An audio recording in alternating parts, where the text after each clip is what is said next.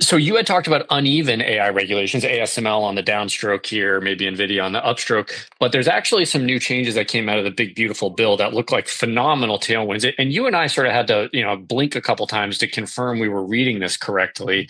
But there's a major change in the tax code that allows for different R&D expensing that could be enormously like earnings accretive to the big tech companies. What is this change?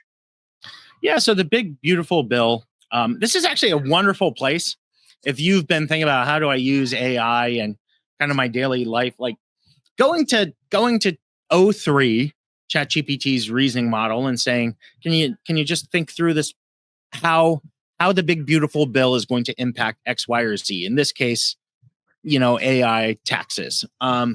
It's a wonderful use case for artificial intelligence. So, I had pumped it through, and what I found was section 111002, which is what you referenced. It lets companies take R&D amortization, which typically is done over a 5-year lifespan, and do it all within the year. Which is to say, as Facebook is hiring all these researchers, as long as they're in the United States, it becomes essentially a powerful tax weapon.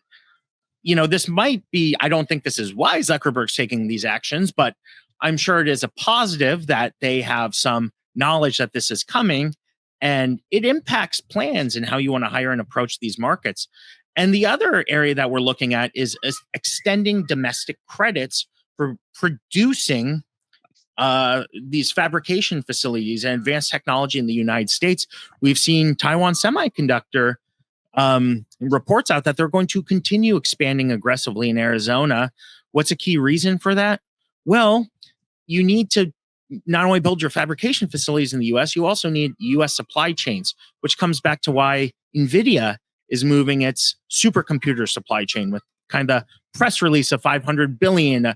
They're moving it there. And as we can talk about in a minute too, this has huge implications for areas like rare earth materials and companies wanting to supply, create a US supply chain. So Austin, earlier we had talked about, you were kind of starting to talk about low risk ways to kind of play these markets. You look at this, it's a carrot and stick approach, right? Trying to give incentives to move back to the US. If you don't move to the US, you're going to be punished. One company I had done in a presentation to anyone who'd be on the Motley Fool's mailing list in late April. We did a presentation around this realignment and companies that are going to benefit from it. And the company I had talked significantly about in this was a company in MCore, its ticker EME. It's up 63% since early April. 35% since the presentation. And what it has is it's a specialty in high technology build outs, things like fabrication facilities, but also the energy needed for AI build outs. And, it's a company that's going to benefit. It's a different kind of risk profile to a lot of the AI plays people have in their portfolios. And I want to be fair to the people who bought this product and not give away all the stocks, but I'll say the other two stocks, which were micro caps, along this kind of trend of reshoring U.S. high-tech manufacturing. One of them, when I checked this morning, is up 130%. The other is up 108%.